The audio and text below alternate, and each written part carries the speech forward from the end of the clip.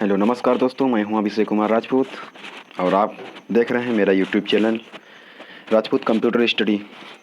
दोस्तों, जैसा कि आप सभी लोगों को पता है कि पूरे भारत देश में कोविड-19 के चलते लॉकडाउन लगा हुआ है, जिसमें कि लोग घरों में कैद हैं अपने-अपने और बाहर निकलने पर लाठीचार्ज हो रहा है, सभी को पता है।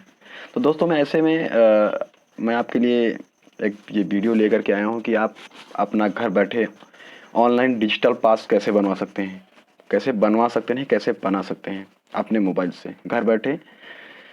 तो दोस्तों, मैं आप लोगों के लिए ये वीडियो लेकर आया हूँ क्योंकि बहुत सारे लोग ऐसे होंगे जिनको दवा लेने के लिए जाना होगा, किसी ज़रूरी काम से जाना होता है। वैसे मैं आपसे कहना चाहूँगा कि आप बिना काम के घर से बाहर मत निकलिए, लेकिन यदि कोई ज़रूरी काम है तो आप जा सकते हैं। इसके लिए आप सरकार ने पास बनवाने का आदेश दिया है और अब लोग अपने-अपने घर से ऑनलाइन अपने मोबाइल से कर सकते हैं, जो कि आपको मिल जाएगा और अब फिर आप अपने पास को लेकर के आप कहीं भी जा सकते हैं। कोई भी पुलिस वाला आपसे नहीं बोलेगा और ना ही कोई रोकेगा।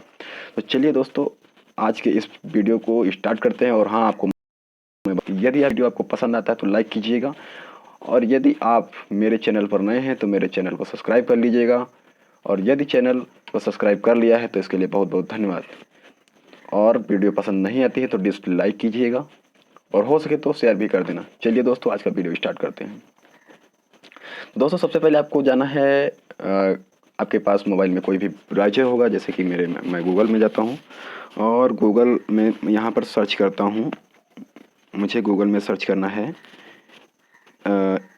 ई पास, स्मॉल ई पास। दोस्तों, सर्च कर देंगे। सर्च करने के बाद में दोस्तों थोड़ा थोड़ा नीचे आएंगे और आपको एक वेबसाइट मिलेगी, मैं आपको दिखाना चाहूँगा। Welcome to E pass UP. यदि आप यहीं से बन जाएगा, आप किसी भी स्टेट से हों, इस ये मायने नहीं रखता है। तो आप इस वेबसाइट पर क्लिक करेंगे, welcome to E pass UP. मैं क्लिक कर देता हूँ और आपके पास कुछ इस प्रकार का इंटरफेस दिखाई दे रहा होगा। जैसा कि यहाँ पर आपको दिखाया गया है, यदि आपके क्षेत्र में किसी व्यक्ति को कोरोना बीमारी के लक्षण जैसे सूखी खांसी, बुखार एवं सांस लेने में तकलीफ हो तथा किसी देश अन्य प्रदेश की यात्रा से लौटा हो तो कृपया सीएम हेल्पलाइन नंबर 1076 पर तत्काल संपर्क करें। ये आपको पहले से बताया गया है कि यदि आपके क्षेत्र में कोई ऐसा व्यक्ति हो जिसको ये लक्षण कोरोना के दिखाई दे रहे हो तो आप 1076 पर कॉल करके उसको सूचित करवा सकते हैं। चलिए दोस्तों, ये आपने पढ़ लिया होगा, कोई बात नहीं। और दोस्तों, हम आपको बता दें, अगर यदि आप अपने मोबाइल से कर रहे हैं तो आप यहाँ पर 3 डॉट्स दिखाई दे रहे हैं आपके मोबाइल के राइट साइड टॉप में ऊपर आपको 3 डॉट्स दिखाई दे रहे हैं। इन डॉट्स पर क्लिक करेंगे और यहाँ पर जाना है डेस्कटॉप साइट। डेस्कटॉप साइट पर क्लिक कर लेने के बाद में ये आपका जो मोड है वो डेस्कटॉप में चेंज हो जाएगा। उसके बाद में थोड़ा सा जूम करते हैं और यहाँ पर आपको 3 ऑप्शन मिल जाते हैं। लिखा हुआ है अप्लाई टू ई पास, दूसरा है ट्रैक योर एप्लीकेशन और तीसरा है लॉगिन। तो दोस्तों, मैं आपको तीनों ऑप्शन के बारे में बारी बारी से बताऊंगा। तो पहले सबसे पहले आपको ई पास अप्लाई करना है, तो आपको करना है अप्लाई ई पास। तो हम कर देते हैं अप्लाई ई पास पर क्लिक और फिर आपके सामने कुछ इस प्रकार का पेज खुल करके आएगा और यहाँ पर हम जूम करके आपको दिखा देते हैं। यहाँ पर लिखा हुआ है, यह व्यवस्था मुख्यतः सरकार द्वारा सूचीबद्ध आवश्यक वस्तुओं एवं सेवाओं की आपूर्ति करने वाली संस्थाओं के लिए ही पास जारी करने हेतु निर्मित की गई है। कहने का मतलब ये यहाँ पर ये लिखा है, पढ़ने में थोड़ा सा समय लगेगा, बट समय नष्ट होगा। तो मैं आपको बता देता हूँ कि कुछ आवश्यक कामों के लिए ही ये ई पास बनाया जा सकता है, बाकी फर्जी कामों के लिए ई पास ये लागू नहीं होगा। तो दोस्तों, यहाँ पर आप इसको पढ़ लीजिएगा और अपने मन से देख लीजिएगा।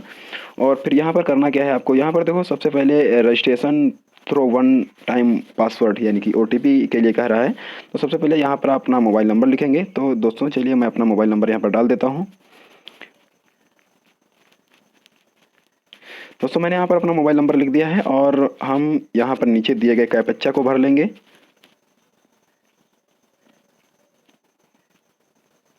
दोस्तों, मैंने यहाँ पर दिए गए कैप्चा को भर लिया है, यहाँ पर फिल कर दिया है और इसके बाद में यहाँ पर ऑप्शन आता है जनरेट ओटीपी। और हम जनरेट ओटीपी पर क्लिक करेंगे। इसके बाद आपके मोबाइल दिए गए मोबाइल नंबर पर एक वन टाइम पासवर्ड या ओटीपी आएगा 6 अंकों का, आपको यहाँ पर फिल करना है। तो चलिए दोस्तों हम देख लेते हैं कि हमारा ओटीपी आया है। तो दोस्तों मेरा ओटीपी आ चुका है, यहाँ पर है। तो यहाँ पर मैं ओटीपी डाल देता हूँ।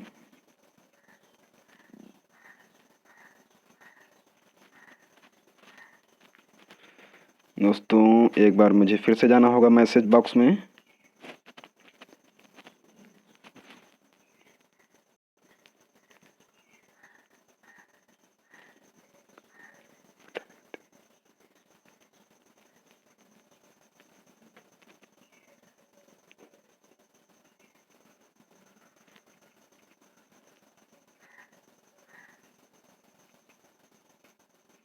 चलिए दोस्तों मैंने यहाँ पर कैप वन टाइम पासवर्ड यानी ओटीपी को फिल कर दिया है और यहाँ पर सबमिट पर क्लिक करते हैं।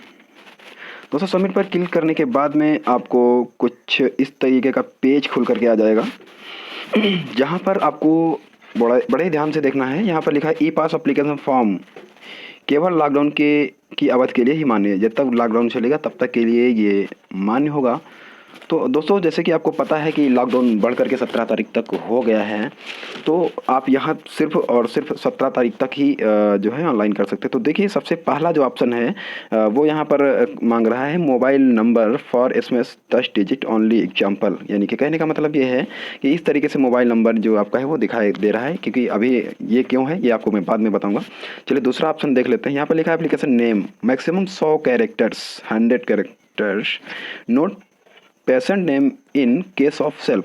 तो दोस्तों यहाँ पर आपका अपना नाम लिखना है और मैक्सिमम 100 कैरेक्टर मांग रहा है, लेकिन आप अपना नाम लिख दीजिएगा जो कुछ भी है।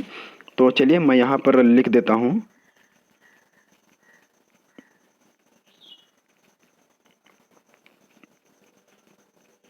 मैंने अपना नाम यहाँ पर फिल कर दिया है। इसके बाद में आपको मांग रहा है डेट ऑफ बर्थ या फिर एज बतानी है तो आप एज पर क्लिक कर दीजिए। अगर डेट ऑफ बर्थ लिखनी है तो डेट ऑफ बर्थ लिख दीजिएगा।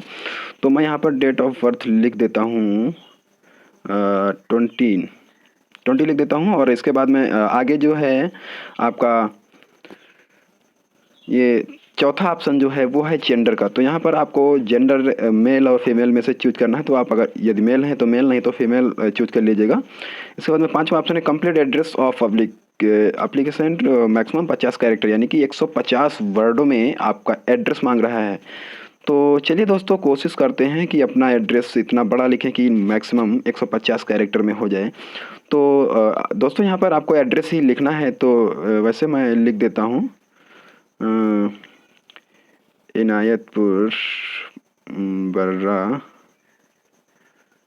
बर्रा औराश उन्नाव। दोस्तों क्या है कि यहाँ पर मैंने आपको समझाने के लिए एग्जांपल ले रहा हूँ। तो आप अपना पता कोशिश कीजिए जहाँ तक हो सके। तो 150 वर्ड लिखा है कैरेक्टर लिखा है मैक्सिमम। तो आप कोशिश कीजिए जहाँ तक हो सके बड़ा पता आप पूरे गांव से लगा करके पूरे डिस्ट्रिक्ट तक लिख सकते हैं। बड़ा होना चाहिए थोड़ा सा, 150 कैरेक्टर मांग रहा है तो हो जाएगा उतना। इसके बाद में छठा जो ऑप्शन है वो है pass area within district across district. कहने का मतलब ये है कि जो आपका जो आप पास बनवाना चाहते हैं वो किस एरिया में रहना चाहते हैं, आप यहाँ पर सेलेक्ट कर सकते हैं। आप जो है डिस्ट्रिक्ट, तो आप यदि आप अपने ज़िले में ही सिर्फ रहना चाहते हैं तो फिर विद इन डिस्ट्रिक्ट कर लीजिएगा। यदि आप अदर ज़िला में भी जाना चाहते हैं तो आपको यहाँ पर अक्रॉस डिस्ट्रिक्ट सेलेक्ट करना होगा। तो दोस्तों हम ये सिर्फ इसलिए बना रहे हैं क्योंकि मुझे अपने ज़िला में ही रहना, तो विद इन डिस्ट्रिक्ट कर लेते हैं। इसके बाद में यहाँ पर आपका आता है सेलेक्ट करने के लिए जो आपका वहाँ डिस्ट्रिक्ट ऑफ एप्लीसेंट, या कहने का मतलब आपका जो वहाँ का तहसील है वो आप सेलेक्ट कर लीजिएगा।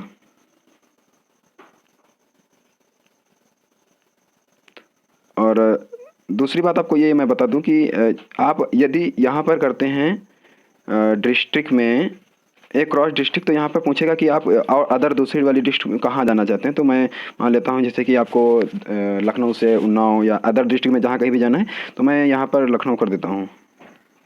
मुझे उन्नाव से लखनऊ जाना है, तो मैं 2 ज़िलों के लिए बना रहा हूँ। तो मैं चलिए मैं एग्जांपल के लिए कोई भी ले लेता हूँ, यहाँ पर मैं बाराबंकी कर देता हूँ। इसके बाद में यहाँ पर आपको अपना जो है तहसील सेलेक्ट करना होता है। टू डिस्ट्रिक्ट में आपको मतलब कहाँ से कहाँ जाना है वो आपको सेलेक्ट कर लेना है। मैं कोई भी एक ले लेता हूँ। और इसके बाद में है आपका जो है आता है पास फॉर सेल्फ ऑर्गेनाइजेशन। तो दोस्तों यहाँ पर आपका जो है वो क्या है, आप किसके लिए पास बनाना चाह रहे हैं, आप अपनी दुकान के लिए बनाना चाह रहे हैं, किस ऑर्गेनाइजेशन के लिए बनाना। वैसे तो आपके पास क्या है, वैसे अगर कोई आप बहुत बड़ा संस्थान चला रहे हैं तो उसके लिए आपकी कंपनी चल रही है, फैक्ट्री चल रही है, तो ऑर्गेनाइजेशन कर लीजिएगा, और नहीं तो सेल्फ कर लीजिएगा। कि फिर उसके बाद में आपसे पूछेगा कि आप जो है वो सेल्फ के लिए मतलब क्या किस लिए। तो मतलब अगर यदि आप सेल्फ करते हैं तो आपके लिए सिर्फ एक ही ऑप्शन खुलेगा, और यदि यहाँ पर ऑर्गेनाइजेशन करते हैं यहाँ पर बहुत सारे ऑप्शन खुल जाते हैं आपके लिए। यहाँ पर अन्य आवश्यक सेवाएं व्यवस्थाएं जिन्हें सरकार द्वारा छूट प्रदान की जाए। दूसरा ऑप्शन है आवश्यक वस्तुएं यथा भोजन, दवाओं से चिकित्सा उपकरणों से संबंधित ई कॉमर्स, बहुत सारे मिलते हैं। कारागार है, जल आपूर्ति, डेयरी प्लांट, दवा दुकान, फार्मेसी, बहुत सारे हैं। इसमें से आप चारा दाना जो कुछ भी आप उसमें से कर लीजिएगा। तो हम यहाँ पर ले लेते हैं, मुझे जो है दवा की दुकानें, फार्मेसी कर लेता हूँ, कुछ भी ले लेता हूँ, मुझे तो ये एग्जांपल से आपको समझाना ही है। उसके बाद में name of organisation maximum character 100, यानी कि ऑर्गेनाइजेशन का आपके नाम, आपकी जो दुकान है, जो संस्थान है, उसका क्या नाम है वो लिखना है। फिर नंबर ऑफ पर्सन, उसके आपके दुकान में कितने लोग काम करते हैं उनकी संख्या लिखनी है यहाँ पर, कि कितने लोग आपकी दुकान में काम करेंगे, या आपकी फैक्ट्री में, कंपनी में कितने लोग काम करेंगे, या आपके ऑर्गेनाइजेशन में कितने लोग जुड़े हुए हैं।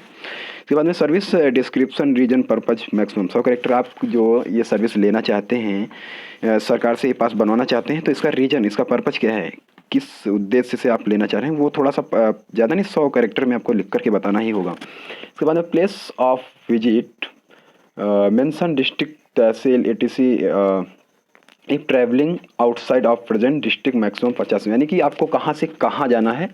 तो आपको 250 कैरेक्टर में कितने लोग जाएंगे, क्या क्या लेकर के जाएंगे, कैसे क्या, वो आपको यहाँ पर 250 कैरेक्टर में आपको लिखना है। इसके बाद में 13वां ऑप्शन जो है फ्रॉम डेट, यानी कि फ्रॉम डेट का मतलब ये है कि कब से मतलब आप जो अप्लाई कर रहे हैं वो किस डेट को कर रहे हैं अप्लाई। तो वो डेट डाल दीजिएगा, कि जैसे कि आप आज कर रहे हैं तो फिर आज की डेट डाल दीजिएगा, क्योंकि आज की डेट ऐसे ही ले लेगा जो कुछ भी होगी। तो चलिए वो आज की डेट डाल देते हैं। फिर बाद में लिखा है टू डेट एग्जाम्पल, मतलब कब से कब तक। तो यहाँ पर आपने जो लिखा होगा कि मतलब आज से, तो आज की डेट डाल दीजिएगा।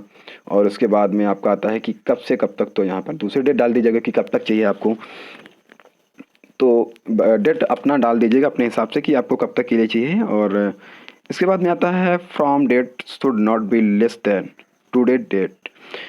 इसके बाद में आपको थोड़ा सा और आगे बढ़ना, और 15वें नंबर का जो ऑप्शन है आईडी प्रूफ, टाइटल, जीएसटी या लाइसेंस या रजिस्ट्रेशन सर्टिफिकेट ईटीसी। कहने का मतलब यहाँ पर कोई आपके पास एक आईडी होनी चाहिए, जैसे कि आप जिस ऑर्गेनाइजेशन की जीएसटी लगा सकते हैं, लाइसेंस हो सकता है, और रजिस्ट्रेशन हो सकता है, इसमें से कुछ भी हो सकता है। आपको एक जो है उसका जो है यहाँ पर आप क्या देना चाहते हैं, लाइसेंस या जीएसटी वगैरह वगैरह जो कुछ भी देना चाहें वहाँ पर दे सकते हैं।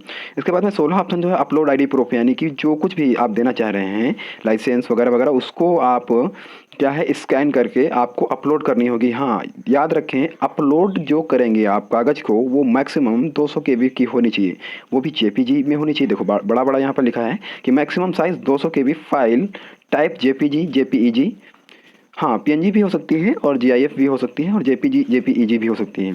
तो दोस्तों यहाँ पर आपको अगर करना है तो चूज फाइल पर क्लिक करेंगे, और इसके बाद में अलाउ कर लेंगे, यहाँ से अलाउ कर लेंगे। और वहाँ पर आपकी जहाँ कहीं भी फाइल रखी है, कैप्चर इमेज वगैरह वगैरह में जहाँ कहीं भी रखी, वहाँ से ला करके आप इसको जो है सबमिट कर देंगे। और इसके बाद में फिर application photo, maximum size 100 KB, file type JPG, JPEG, PNG, किसी भी फॉर्मेट में आपकी फ़ोटो हो सकती है। तो दोस्तों आपको यहाँ पर फिर से 100 KB में यानी अपनी एक फ़ोटो अपलोड करनी है, चूज फाइल करके अपनी फ़ोटो अपलोड कर दीजिएगा। इसके बाद में 18 नंबर का जो ऑप्शन आता है vehicle type, car, jeep, truck, two wheeler, यानी कि आपके पास ट्रक, कार, जीप या मोटरसाइकिल भी हो सकती है।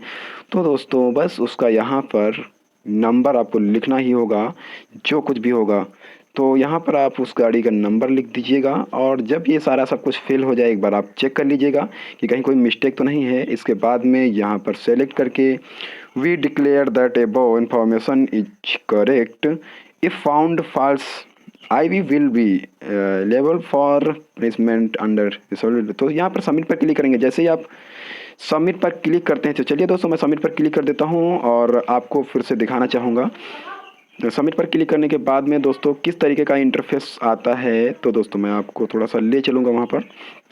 तो दोस्तों लौट आएंगे, आप जब सबमिट कर देंगे तो आपको सक्सेसफुली दिखा देगा। उसके बाद में आप फिर से आप होम पेज पर आ जाइएगा।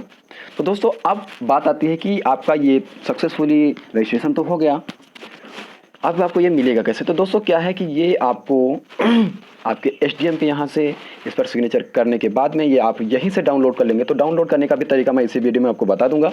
तो जैसे दोस्तों आपने अप्लाई ई पास पर क्लिक किया था और आपने फॉर्म वहाँ से अप्लाई किया था, जस्ट इसके बगल में दूसरा ऑप्शन आपको दिख रहा होगा जिसका नाम है ट्रैक, जहाँ पर लिखा हुआ है ट्रैक योर एप्लीकेशन, उसके बगल में लॉगिन लिखा हुआ है। तो आपको सिर्फ ट्रैक योर एप्लीकेशन पर क्लिक करना है। तो मैंने ट्रैक योर एप्लीकेशन पर क्लिक किया और क्लिक करने के बाद में आपके सामने कुछ इस तरीके का इंटरफेस दिखाई देगा, ट्रैक योर एप्लीकेशन। तो दोस्तों यहाँ पर मैंने कई सारे पहले से कर रखे हैं, तो मैंने ये वाला देखना है कि अभी बन गया है या नहीं, मैं डाउनलोड कर सकता हूँ कि नहीं कर सकता हूँ। तो दोस्तों चलिए यहाँ पर मैं इंटर योर रजिस्ट्रेशन नंबर, आपको वहाँ से रजिस्ट्रेशन नंबर एक प्राप्त होता है, वो रजिस्ट्रेशन नंबर भर देंगे। जस्ट इसके बाद में वो वाला मोबाइल नंबर आप डालेंगे जो मोबाइल नंबर आपने वहाँ पर OTP लेते वक्त दिया था। इसके बाद में सर्च योर एप्लीकेशन पर क्लिक करेंगे और फिर चलिए ये थोड़ा सा मिस्टेक हो गया है, हम दोबारा फिर से प्रयास कर लेते हैं। यहाँ पर जो है ये मैंने रजिस्ट्रेशन नंबर दे दिया और ये मोबाइल नंबर दे दिया और सर्च योर एप्लीकेशन करते हैं। दोस्तों आप देख रहे होंगे बिल्कुल बेहतरीन तरीके से आपको दिखाई दे रहा होगा स्टेटस ऑफ योर एप्लीकेशन। इसके बाद में रजिस्ट्रेशन नंबर ये इतना यानी कि, और मोबाइल नंबर इतना, एप्लीकेशन स्टेटस पेंडिंग। तो आपका जो एप्लीकेशन स्टेटस है वो अभी पेंडिंग में पड़ा हुआ है। दोस्तों जैसे ही एसडीएम इस पर साइन करते हैं तो वैसे ही आपको यहाँ पर डाउनलोड करने का जो आपका ये है इस तरीके से पेंडिंग ना दिखा करके सीधे डाउनलोड करने के लिए आ जाएगा और आप वहाँ से इजीली डाउनलोड कर सकते हैं। तो दोस्तों ये वीडियो यहीं पर समाप्त करते हैं। दोस्तों यदि आपको वीडियो पसंद आया हो तो लाइक कर दीजिएगा, पसंद नहीं आया तो डिसलाइक कर दीजिएगा और दोस्तों मेरे चैनल को प्लीज़ सब्सक्राइब कर लीजिएगा। तो इस वीडियो को देखने के लिए और अपना कीमती समय देने के लिए बहुत बहुत धन्यवाद। चलिए दोस्तों मिलते हैं अगले वीडियो में।